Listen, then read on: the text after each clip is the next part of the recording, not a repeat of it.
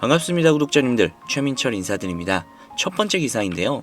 블랙록에서 25년도 1분기 디지털 자산 상품으로 30억 달러, 원화로 약 4조 원이 넘는 순금액이 유입되었다고 합니다. 최악의 1분기를 맞았음에도 불구하고 결국에는 블랙록의 현물 ETF를 기준으로 해서 약 30억 달러라는 순유입으로 종료가 되었다는 거죠. 정말로 좀 어마어마한 돈이라고 생각을 했으나 아래 내려보시면은 이 유입은 블랙록이 운영하는 ETF 전체 유입액 중 약 3%조차도 안 되는 수치라고 하네요. 그만큼 굉장히 초기 시장이라는 것과 블랙록의 AUM 자체가 굉장히 크다라는 것을 반증하는 수치겠죠. 사실 올해 1분기 굉장히 힘들었습니다. 다들 기억하실 거예요. 바이비트 해킹 사건도 있었고요. 아르헨티나 대통령을 필두로 한 리브라 민코인 같은 경우에는 러그풀 사태까지 있었다 보니 굉장히 많은 투자자들의 피해를 입었었던 이력도 있었죠. 물론 너무나도 힘든 시기였지만 한편으로는 이 블랙록의 순유입이 나올 수밖에 없었던 움직임이 있었죠. 그들의 자사 포트폴리오 모델 아이비트 블랙록에서 운영하고 있는 비트코인 현물 ETF를 추가하고 있었기 때문에 수많은 기관에서 더더욱 암호화폐 쪽에 돈을 쓸 수밖에 없는 그런 환경이 마련되고 있었다. 암호화폐 판 자체는 굉장히 큰 기회가 숨어 있었다 라는 생각이 드네요. 해당 기사를 봤을 때 미국인 5명 중 1명은 암호화폐를 보유 중이라고 하며 그 중에 무려 76% 정도가 암호화폐의 긍정적인 영향을 받았다 라고 응답을 했다고 합니다. 우리나라만 보더라도 아직까지 암호화폐에 대해서는 조금 부정적으로 생각하시는 분들이 생각보다 좀 많으신 건 사실인 것 같아요. 최근까지는 또 장이 워낙 안 좋았다 보니 더더욱 관심 없으신 분들도 많았겠죠. 하지만 미국에서 진행을 한 설문조사에서는 약 20% 정도가 암호화폐를 보유를 하고 있었으며 긍정적으로 비전을 바라보고 있다라는 겁니다.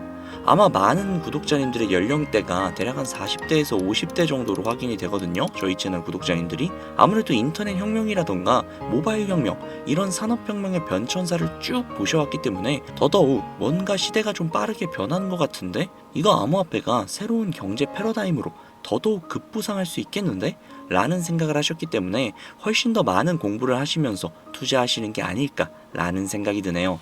자, 캄보디아와 말레이시아에서 국경 간 QR 결제 시스템 2단계를 출시했다고 합니다. 현재 우리나라 역시도 이 QR코드로 결제하는 프로젝트 한강 CBDC 파일럿 테스트가 진행 중에 있죠. 우리나라 같은 경우에는 여기 쭉 보이시죠? 7개의 메이저 은행이 참여를 했는데요.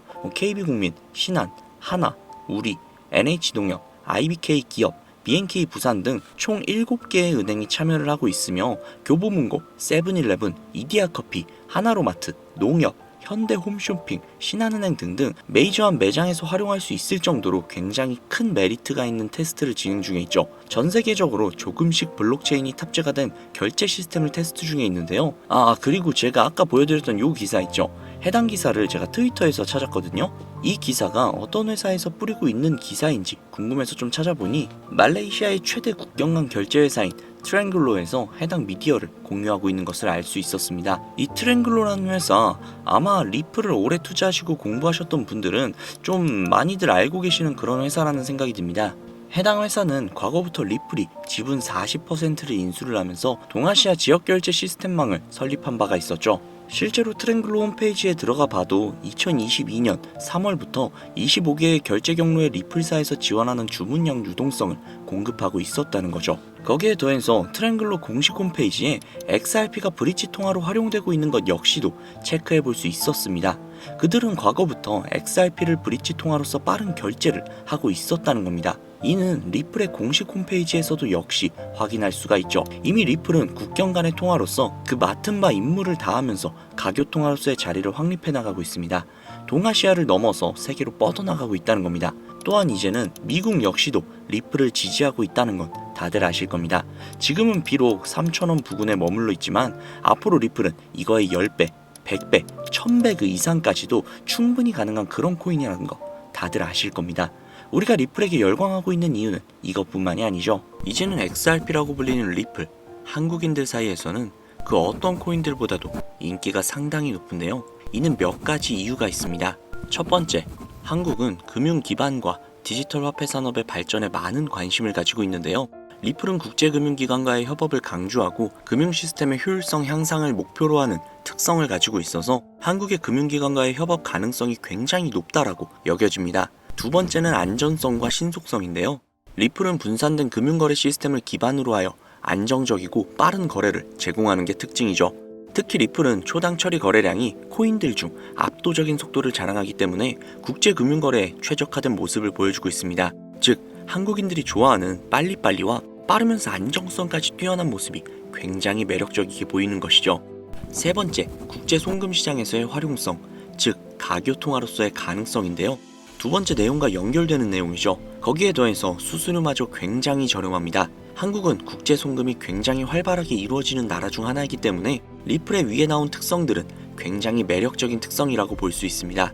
요약하자면 리플 코인을 보유하고 선호하는 이유, 그 중에서도 한국이 유독 더욱더 선호하고 있는 이유는 한국 금융기관과 금융기관들과의 협업 가능성, 안정성과 신속성, 그리고 저렴한 수수료로 인해 국제 송금 시장에서의 활용 가능성이 굉장히 높다는 점을 들 수 있다는 겁니다. 내용만 들어보면 리플 이거 그냥 목적이 있어서 만들어진 코인 같은데? 라는 생각이 분명히 드실 겁니다. 정확합니다. 리플은 2004년 리플페이란 이름으로 개발이 되었죠. 개발 시기부터 이미 리플의 목표는 단 한 가지였습니다. 전 세계 은행 간 실시간 자금 송금 서비스. 애초에 개발 당시부터 목적이 가교통화였어요. 금융거래의 목적이었다는 거죠. 그렇기 때문에 발행될 수 있는 코인의 양은 1000억 개로 한정이 되어 있으며 추가 채굴 역시도 불가능합니다. 여기에서 굉장히 큰 메리트가 혹시 느껴지시나요? 잘 모르시겠다고요? 쉽게 설명을 해드릴게요. 자, 구독자님들, 요즘 물가 상승 굉장히 좀 큰 체감 되지 않으세요? 제가 어릴 적에는 학교 앞에서 컵떡볶이를 300원, 500원 이렇게 팔았거든요. 그런데 지금은 컵떡볶이가 2,000원이 넘는데요. 엄청나죠? 이 물가 상승률이 1년에 평균 4% 정도 상승을 한다고 합니다. 이 물가 상승이 일어나는 것을 바로 인플레이션이라고 하죠. 인플레이션이 발생하는 원인은 여러 가지가 있지만 가장 대표적인 이유는 바로 통화량 증가에 있다는 겁니다. 즉, 나라에서 돈을 찍어내면 찍어낼수록 국내에 돌고 도는 돈의 양이 많아지겠죠. 그런데 돈의 양이 점점 늘어나게 되면 그 화폐의 값어치가 떨어지게 되고, 화폐의 값어치가 떨어지게 되면 물가가 상승하는 인플레이션이 발생한다는 겁니다.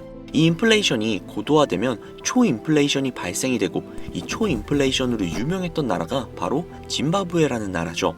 짐바브웨 달러는 수레에 한가득 싣고 가야 달걀 단 한 개를 구매할 수 있었다고 합니다. 실제로 휴지보다 짐바브웨어 달러가 더 저렴해서 휴지 대용으로 사용했다고도 하죠. 그 당시 짐바브웨 현지 인플레이션은 무려 5천억%에 달할 정도로 어마어마한 초인플레이션 상황을 겪었습니다. 자, 이제 대충 감이 오시죠? 인플레이션의 주요 원인은 통화량 증가로 인한 물가 상승, 즉 리플은 애초에 국제 송금을 목적으로 만들어진 코인이다 보니 채굴을 할 수가 없습니다. 즉 통화량이 더 이상 늘어날 수가 없죠.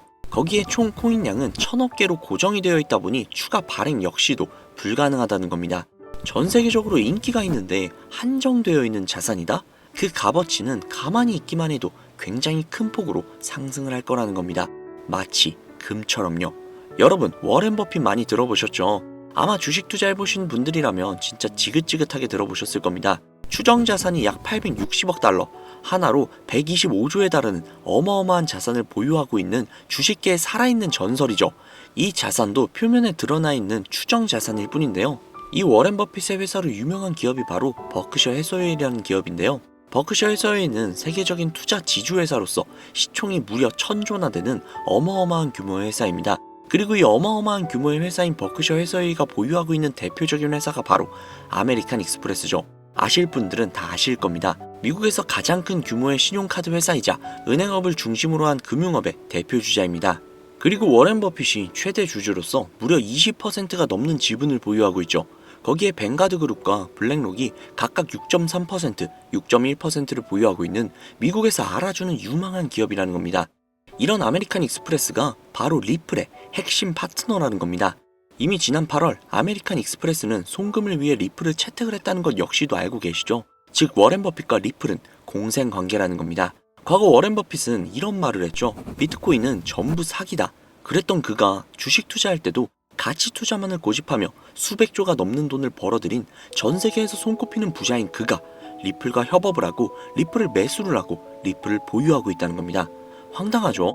이게 좀 어떤 느낌이냐면 그러니까 삼성의 이재용 회장이 애플 제품? 그거 다 별로다 라고 공식 선상에서 이야기를 해놓고 계열사인 삼성 디스플레이를 통해 애플의 디스플레이를 사용하고 있는 뭐 그런 느낌일까요? 사실 뭐 워렌 버핏에게 이런 비유를 든다는 게 좀 말이 안 되기는 하지만 이 정도로 어마어마한 일이라는 거예요. 암호화폐라면 치를 떨던 그가 리플에게만큼은 굉장히 친화적이라는 거니까요. 세계에서 자금의 흐름을 가장 잘 알고 그 흐름으로 가장 많은 돈을 번 그가 리플에 매료되었습니다. 말이 더 필요한가요? 자, 워렌 버핏이 자금력의 신이라면 이번에 권력의 신이 또 리플에 손을 들어주고 있죠. 바로 전 세계 최고의 강대국인 미국의 대통령이자 재임에 성공을 한 도널드 트럼프 대통령인데요. 그는 이미 과거 비트코인 컨퍼런스에서 암호화폐 대통령이 되겠다 라며 자신있게 선언을 했고 실제로 그가 당선이 된 이후 비트코인을 국가 전략 비축 자산으로 등록을 하며 친암호화폐 대통령으로서 그 발자취를 남기고 있습니다. 물론 관세 이슈로 인해서 암호화폐 시장이 휘청거리며 질타를 받고 있지만 관세 이슈는 장기적으로 비트코인에게는 무조건 호재라는 겁니다. 왜냐? 자국의 화폐 가치가 달러 대비 떨어졌을 때 비트코인은 자산을 지킬 수 있는 유력한 대안책이 되기 때문인데요. 그리고 트럼프가 우리가 생각하는 것 그 이상으로 비트코인을 더욱더 중요하게 생각하고 있다는 걸 명심해야 합니다. 실제로 트럼프 대통령이 한 말이 있죠. 비트코인 못 막는다. 우리가 하지 않으면 중국이 할 것이다. 비트코인 전부 러시아나 중국으로 간다. 즉 이제부터 비트코인 전략 물자를 비축하겠다는 건데 결국 트럼프 대통령의 머릿속에는 미국의 부채 해결을 염두에 둔 것이라는 거죠. 그런데 비트코인으로 미국의 부채를 해결한다? 이거 솔직히 좀 말이 안 되는 것 같잖아요. 그러나 아직도 비트코인은 10배, 100배 그 이상도 갈 수 있는 여력이 있다면 충분히 말이 된다는 겁니다. 많은 분들이 오해하고 있는 내용 중에 하나가 바로 비트코인은 기존 자산과 전혀 상관없는 거 아니야? 기존 자산이 떨어지면 비트코인은 올라가야 하는 거 아니야?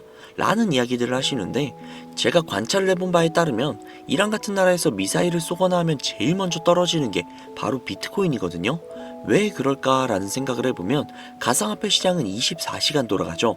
24시간 돌아가다 보니 투자자들이 자기네 주식시장이 열리기 전에 가상화폐를 먼저 파는 경향이 있죠. 그렇게 코로나 때도 가장 먼저 가장 많이 떨어졌습니다. 그리고 관세와도 전혀 무관하지 않죠. 왜냐하면 미국에서 비트코인 전 세계 채굴량의 40%를 차지하고 있는데 채굴 기기를 거의 다 중국제를 사용하고 있거든요. 즉 관세 때문에 채굴 기기 값이 올라간다는 이야기도 있었고 딥시크 사건으로 인해 채굴기에 관련한 칩들을 미국에서 수출 규제를 하고 있단 말이죠. 즉 이런 이슈들이 겹치면서 미국에서의 코인 채굴에 차질이 생긴다는 우려가 있었죠. 즉 이제 관세 전쟁 우려로 인해 당시 코인 시장이 전체적으로 10%가량을 하락을 했죠. 이런 것들을 보면 비트코인과 관세는 전혀 무관하지 않다는 겁니다. 그러나 앞서도 말씀드렸죠. 트럼프는 비트코인 그리고 암호화폐를 굉장히 중요시 여기고 있으며 중국에게 따라잡히지 않으려면 이 암호화폐를 확실히 정립하고 보유해야 한다는 걸 그 누구보다도 잘 알고 있습니다. 가상자산 회의에서 이야기를 꺼내도 늦지 않은 비트코인 이외의 각종 코인들의 전략적 비축자산 관련된 이야기를 꺼낸 것은 다분히 의도적이었다는 거죠. 그리고 그 비축자산 관련된 이야기에는 우리의 리플이 포함이 되어 있다는 게 굉장히 중요한 것이죠. 전 세계의 자금 흐름을 누구보다도 잘 알고 있고 그 흐름을 이용해서 수백, 수천조를 벌어들인 워렌 버핏. 전 세계에서 가장 막강한 권력을 가지고 있으며 당선 전부터 천재 사업가로 불리며 재임에 성공한 도널드 트럼프 대통령. 전 세계에서 가장 힘이 강력한 두 인물이 우리에게 힌트를 주고 있습니다. 이 사실을 명심하셔야 합니다. 그런데 제가 구독자님들께 정보를 제공을 해드리려고 해당 영상을 제작을 하다가 좀 굉장히 놀라운 정보를 우연치 않게 발견을 해서 함께 좀 알려드릴까 하는데요. 해당 자료는 CBDC를 기반으로 삼을 가교통화 코인의 적합성 및 미 연방 지구별 논의사항을 보여주는 그런 자료입니다.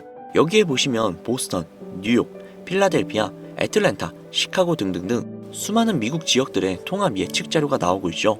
그리고 아래로 쭉 내리다 보면 크로스 레인가드, 즉 가교통화로서의 적합성을 보여주고 있는 표가 있습니다. 대부분의 코인들은 부적합이라고 나와 있는데 하지만 여기 리플과 시바이누가 보류라고 표기가 되어 있는 걸 확인할 수 있었습니다. 뭐 그럴 수 있어요. 리플은 아직 해결해야 할 게 조금 남아있고 시바이누는 탈중앙화를 목적으로 나온 코인이다 보니 어찌 보면 당장은 CBDC와 어울리지 않을 수도 있죠. 하지만 좀 다르게 생각을 해보면 두 코인 모두 세계 어디든 자유롭게 금융 서비스를 제공받을 수 있다 보니 이보다 더 뛰어나고 자유로운 가교 통화가 있을 수 있을까라는 생각 역시도 들긴 했죠. 그런데 여기에서 저는 충격적인 내용을 확인할 수 있었는데요. 여기 보이시나요?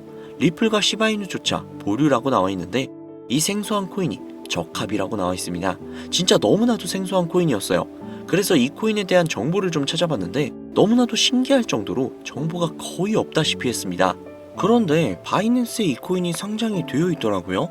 그래서 저는 좀 의구심이 들었습니다. 전 세계 은행을 이을 수 있는 가교통화 자리에 아무도 모르는 코인이, 그것도 정보도 별로 없는 코인이 리플과 시바이누보다도 한 걸음 더 나아간 자리를 선점하고 있다? 그리고 신기할 정도로 정보가 완벽하게 통제가 되어 있다?